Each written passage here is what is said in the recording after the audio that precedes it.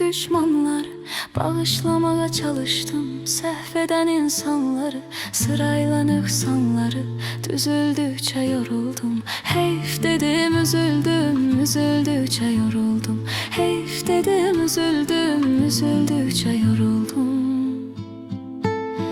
Yoxdu vəfa adamlarda bəyənmirəm mən. Tək özüməm, başqa birinə güvənmirəm mən. Bu dünyanın adətidir, öldürür axı. Qoy yaşayım həyata bir də gələnmirəm mən. Qoy yaşayım həyata bir də gələnmirəm mən.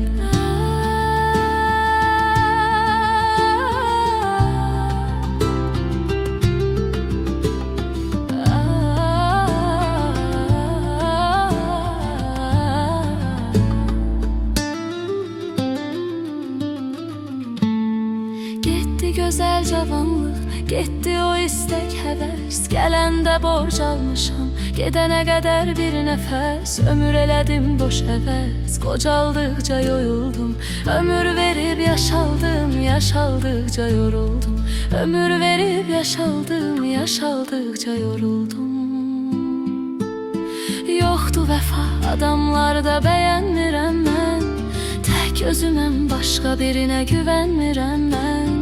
Bu dünyanın adətidir, öldürür axı. Qoy yaşayım həyata bir də gələnmirəm mən. Qoy yaşayım həyata bir də gələnmirəm mən.